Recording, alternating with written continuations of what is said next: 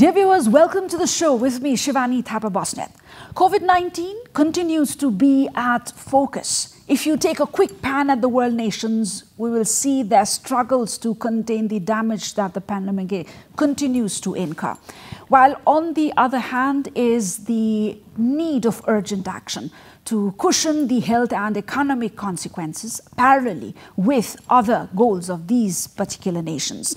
Now, all this has gotten the world nation at their toes and certainly is calling for refocus of their respective priorities, policies, preferences, plans, programs, whatnot. And seemingly, the global stakeholders are already in action. Today, we will be talking to one of the leading global development stakeholders, Nepal's major development partner, which is also a long-running development partner for the country.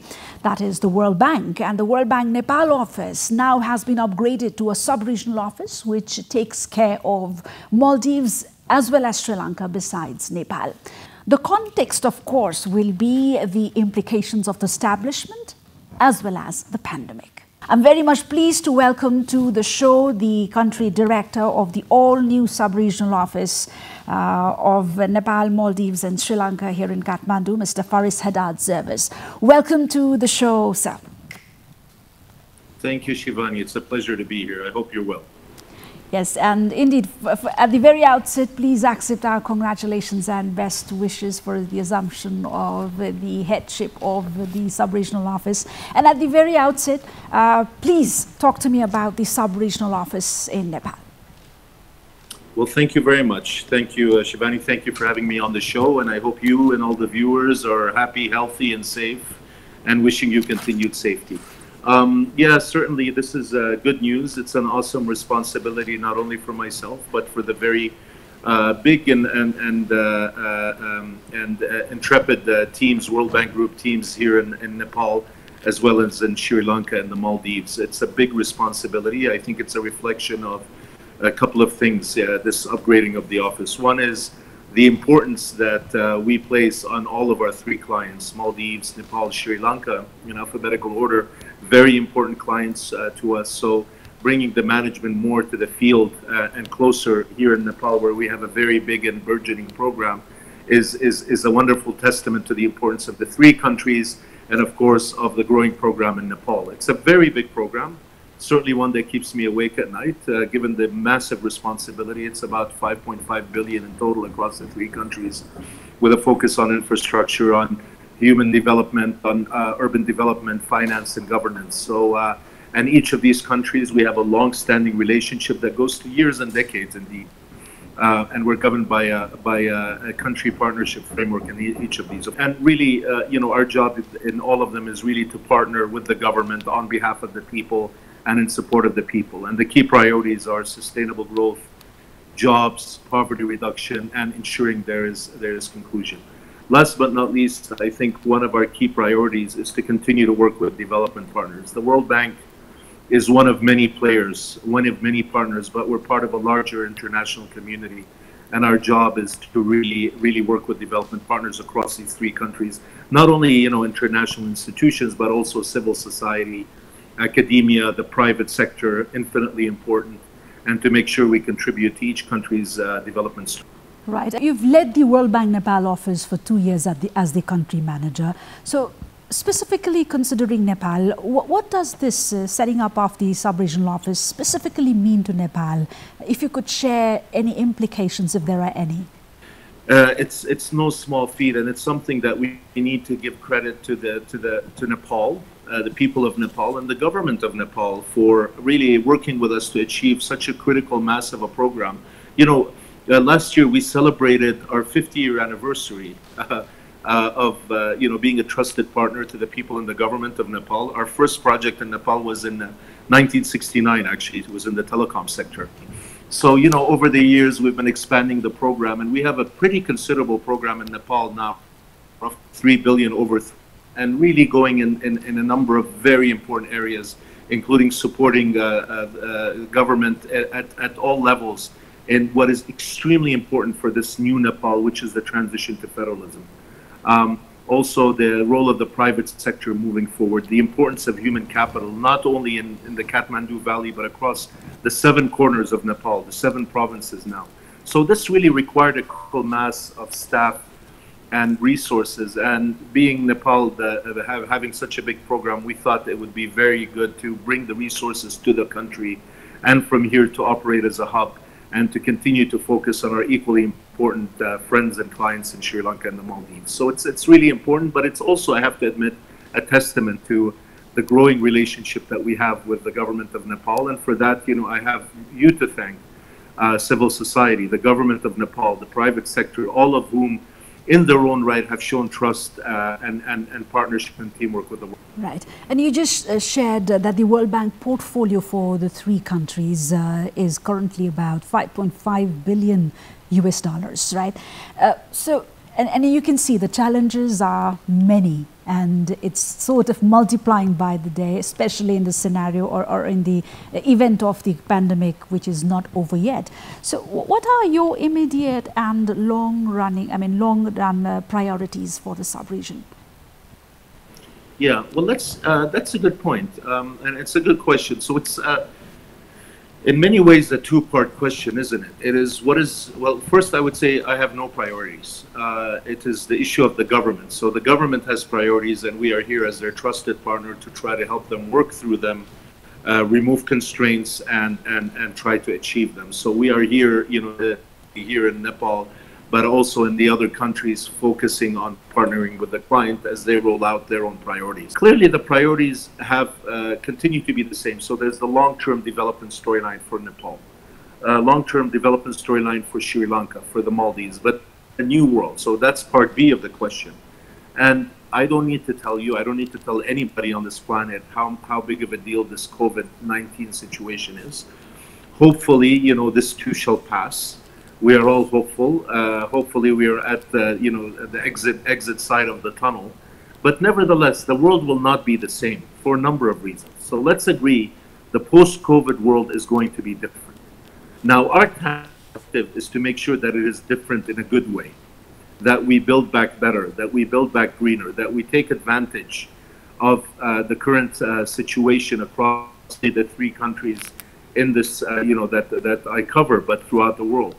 So historically, the objective has been the issue of growth, making sure that there's poverty, that we eradicate extreme poverty, that there's sustainable growth, and that prosperity is shared. And that has always been the case. But now we have the COVID environment, which has really shown a lot of fragilities and shown a lot of vulnerabilities in the world. One is immediately to sustain the relief effort, to make sure that people have first and foremost access to health, testing, and people themselves are their own agents of COVID protection. And I think that's one. So there's the immediate relief effort, making sure those that are very vulnerable have access to social protection, to jobs, things of that sort. Then there's the restructuring and recovery. There is a potential to return to climate change, viability, to sustainable environmental pathways and things of that sort. And then how do we restructure our financial sector, our health sector, so that if, God forbid, another crisis like this pandemic happens, that we're not caught off guard and we can quickly make sure that things come into place. So these are the key issues that now are sort of prevailing not only in our countries, but throughout the world. Well, yes, you certainly sound very, very optimistic and, assuming leadership, taking on the reins of responsibilities as much a challenge as much as it is an opportunity. And these are not normal times, as you just said. So how, I can see you're very optimistic, but what challenges do you see to attain this optimism in the sub-region, or being specific to Nepal? Optimism is always a good thing, but it's more drive to take advantage of the current situation and to build back better.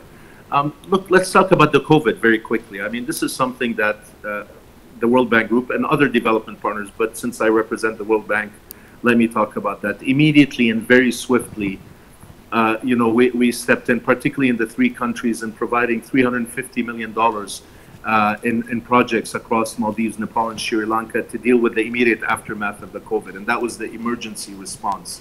And that really focused on a number of areas to enhance testing capacities, lab facilities, capacity building of medical staff and others to move forward. So this, we really, tried to support the governments across the three countries, and credit has to be given to the governments across the three countries that took immediate efforts to deal with the health crisis. So we really stepped in with these projects, and the idea is the challenges. So what we try to address, and what's also the challenges, is we need to continue to scale up and really reduce the time that it takes to do PCR testing and to do contact tracing. So we need to make sure that the capacities and the infrastructure in these things offer all the solutions and offer, a decent place for people to get help and support. And also vulnerable groups. Look, if you look at Nepal, 60% of Nepal works in an informal sector. Of the people who are in the formal sector, 60% of those people don't have access to safety nets, proper safety nets. So another priority that we need to focus on is making sure that there are safety nets, there are social transfers, social payments to these people. I think fourth, who are left without work during this very difficult time. So we need to identify, and this is where some of our projects, including the YETI projects, Youth Employment Transformation Initiatives, is trying to do this 100 for 100. 100 days of employment for 100 people at the most basic local level. We need to identify for them a livelihood and jobs, because this is going to be the pain that is going to linger beyond COVID-19 unless we address it immediately. You say that the bank's support to COVID-19 response in the three countries altogether has been $350 million US. And before I put the question, I must say that the drive certainly is seen in the quick response that the World Bank has shown, in extending a hand of all sorts across the world. And coming to the sub-region again, Mr. Hadad, what is the ratio of support that Nepal received from this portion that you have extended to the region? And if you could also share your observation on the scale of the impact the pandemic has had in the three countries, a comparative observation. Despite the fact that all countries have been impacted by COVID, they have all been impacted differently. So if you look at the three countries that we cover, they're fundamentally different countries. You have so they've been really impacted differently. But what they have similarly, and some of the similarities, is that all of them count on a very important sort of labor migrants. In the case of Maldives, they rely on a lot of external labor. So that's one. So migration, out-migration, and in-migration has been hugely impacted by COVID. And this is an area that they're all impacted in. Also tourism, the plummeting of the tourism. What they share in common is also all three countries have really stepped up very early and very earnestly to try to contain the pandemic to the greatest. The World Bank program, as I said, 350. Immediately within the first weeks, in the case of Nepal, we have made available 29 up to $30 million in immediate response for the health situation. That's for the PCR kits, for the laboratory testing and things of that sort. In addition, we are now working with the government. There's another instrument which is basically called a drawdown operation, which allows the government to extract resources for emergency purchases, for things related to strengthening labs, dealing with catastrophes and things of that sort, including the floods, the devastating floods that just happened. And that's an additional resources for the government. We also have, so that's for the immediate health relief. But then you have, as I said, the more immediate but medium term is the jobs, safety nets for people. And, making sure that people who are coming, migrants who have lost their livelihood, which is truly tragic, have some degree of ability to be able to put food on their family's table to complement what the government is doing. And through our YETI project, we call it YETI, which is the Youth Employment Transformation Initiatives, through 120 million, we're trying to do this 100 for 100. And we're working with the Ministry of Labor Employment and Social Services to make sure that at the lowest level, local unit, that 100 people immediately, at the lowest level, 100 people have jobs for 100 days. Now, if you look at the recent World Bank estimates, it shows our 1.8% growth in the current fiscal year, with a slight increase to 2.1% in the next year for Nepal. Now, how do we interpret this? Whereas before we had expected GDP to grow by by over 6%. We're now looking at a GDP growth to be less than 2% this year, which is a significant drop. But due to circumstances certainly beyond Nepal's control and government's control. So something even less than 2% this year, and hopefully will start growing next year to over 2%. This is the current estimate. What are we doing to support the immediate relief? The first R. The second R is restructuring and recovery. And the third R is a longer-term resilience and recovery. For the immediate relief, as I said, what we're doing is through our emergency COVID operation, this 29 million. We have made this available, and that has already begun dispersing. That is for, you know, in Nepal, I have to admit, has been actually enhancing and increasing, particularly with the influx of migrant labor. The increase in testing that we had seen in Nepal was actually quite substantive, and now we're continuing to support them. Not only us, this is not the bank. The bank is part of an international community. Our friends at the UN are actually doing significant work through their cluster system. Other development partners, European Union members, specific members of the European Union, neighbors to, you know, China, India, every single development partner is contributing to this. And we have to actually consider ourselves as part of a development community. Our friends at USAID, at DFID, Switzerland, etc. So this is the immediate effort. But then also at the same time focusing through the youth employment projects or safety net, social safety net project is making sure that the relief is matched with some degree of restructuring and recovery. And that is extremely important that the private sector, and the organ that is deprived of blood flow is what a business is. If it is deprived of business and working capital, the organ will eventually die. It takes many years for the private sector to develop itself. So early and continued effort is what we're working on with the government through different programs, whether it's through our IFC or different parts of the World Bank through specific projects to make sure that the private sector continues to flourish. Even through our infrastructure projects. Today we just signed a $450 million project which focuses quite a bit on putting immediately contracting on the ground so people can get jobs. So I think jobs in the private sector is very important. And I think this is our immediate. And also, if I understand it right, one of the priorities set by the bank is the element of regional integration. And to us, you know, the grim statistical scenario isn't giving us much hope. I'm sure you're well aware of this. And South Asian region, according to the statistics coming from you, it's projected to contract by 2.7%.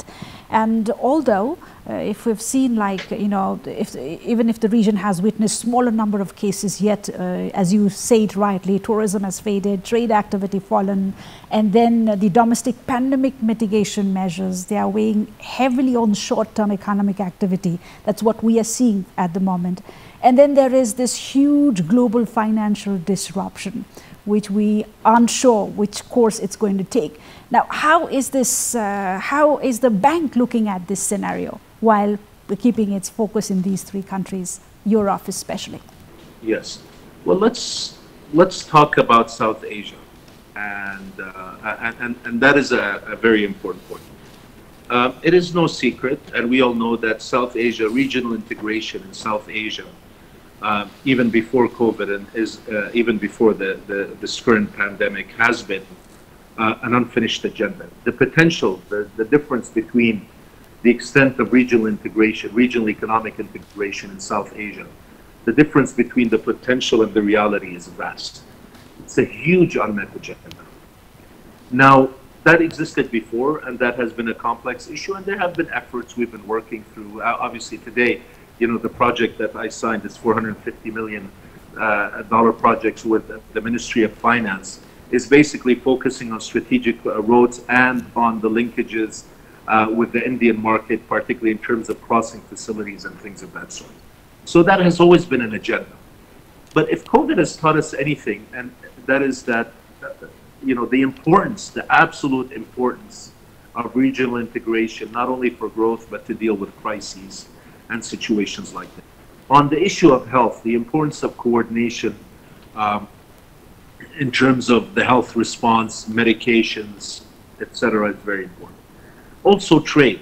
If anything, we've learned anything over the period, is the ability to move supplies and people and goods across borders in a very quick and efficient way means the difference between success and failure, and often between life and death. So that is a very important lesson for us. Electricity, if you look at the importance of regional, and the vast potential of Nepal's hydropower exports, and the importance of making sure that if there's demand and supply variabilities of electricities across border, and that that can be handled very quickly, and so it shows us how important electricity and electron trade is across borders. The movement of financial resources is very important. So there's a lot of things that we've seen in that regard, and I think that tells us the importance of continuing to focus on regional integration is going to be absolutely critical. So from our side, the way we handled, we're working on this is really continuing to focus on infrastructure investment, continuing to focus on working across the boundaries. Particularly, we have different initiatives working with power secretaries, all of the countries in South Asia, to make sure that the development of energy sector, the development of power trade is developed. Now, one thing I want to say, and I don't want to give you a long answer, but it's really important. The day after, when we're focusing on the recovery, we talked about the importance of tourism, not only for the three countries, but South Asia. It is very likely, and I personally am optimistic, at the end of the day, this too shall pass. We will have a return of tourists, we will have this. But the immediate thing we should be focusing on is intra-SAR, South Asia, within the region, tourism across the countries in a obviously COVID-ly friendly way, in a very safe way. But we should rely on each other in the South Asia region to actually help each other's economic recovery. Will it be easy? And I'm hoping, Nepal actually, believe it or not, offers a great opportunity for social distancing tourism. But because when you go trekking, it's only 2 or 3 people that are going trekking, right? So you're not packed on it like on a beach in a South American continent. But so there's a potential to brand Nepali tourism as a sort of a COVID sort of safe thing. But at the end of the day, we have to rely on trade of tourists and things of that sort as part of the recovery. And this is where regional integration and cooperation will be very important. And now you just step into a new fiscal year from the beginning of July. And you mentioned early on in the interview, and as I also get to read the banks, that there's a new operational model in place for the bank, which places country-driven development at the center.